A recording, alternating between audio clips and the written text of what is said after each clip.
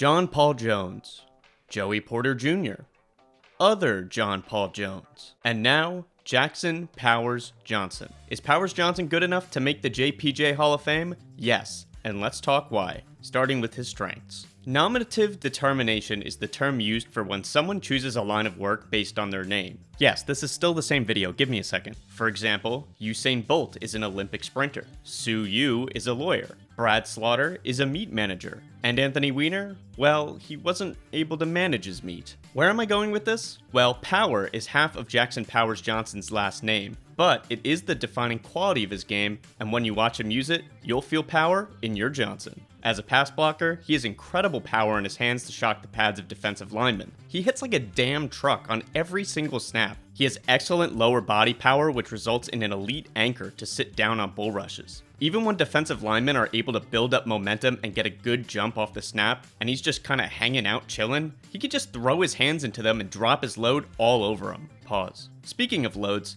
JPJ is quite the load himself, as the absolute unit of a man is listed at 334 pounds, which is literally in the 100th percentile for centers. 100th. But what's crazy is that even at this weight, he still moves really well. He's not Tyler Linderbaum or Jason Kelce or anything out there, but he showed good ability to get off the line quickly or to get out in space most times, which is a lot to be said for someone whose game primarily revolves around their ability to overwhelm the opponent with power. And boy, does he love to overwhelm. He is fucking tenacious. He's a mauler in the run game who uses his thick lower body to move defenders out of gaps in the run game, and he has a mean streak to him. He'll just hit an inconsequential player just because he can. He just wants them to suffer, and he wants them to know who their boss is. And I love it. Seriously, look at him fucking destroy this guy. But he's also a technician and an extremely intelligent player at the position too, which is absolutely nuts considering that 2023 was his first full year starting at center. This year was supposed to be a learning period for him at center, but he gave up one pressure. Seriously, just one pressure. When he does lose the initial push, he's able to drop the anchor easily to recover quickly without giving too much ground in the pocket, and he consistently refits his hands and repositions himself during the snap to take back the rep. He does an awesome job using angles to his advantage by sliding defensive linemen into his help.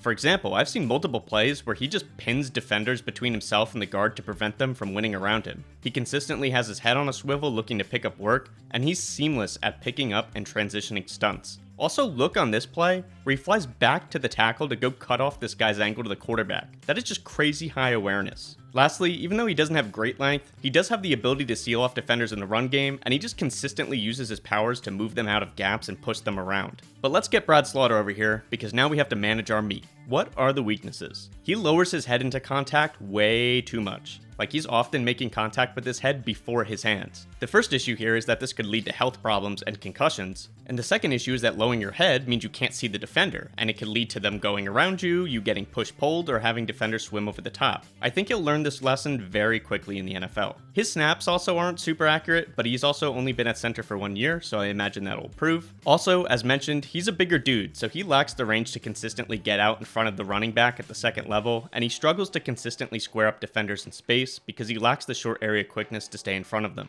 Lastly, he kind of has a bad habit of just pushing guys around rather than really blocking. You'll see him approach and just kind of give a shove rather than really getting into their chest and sustaining a block. And if he's not able to knock them over, the guy can just kind of run back into the play almost unless he's pushing them away from the play. But other than those things, I honestly don't really have that many weaknesses on this guy, and he's definitely one of my guys in this draft. He has an incredible punch, he is an incredible anchor, he's so smart in pass protection, he's a great run blocker, he has that tenacity and mean streak that you like. I mean, there's just not really anything to not like about this guy. He's so fun too. I just want to see him kick everybody's ass. Hopefully he brought as much power to your Johnson as he did to mine. Let me know who you guys want to see next. Later.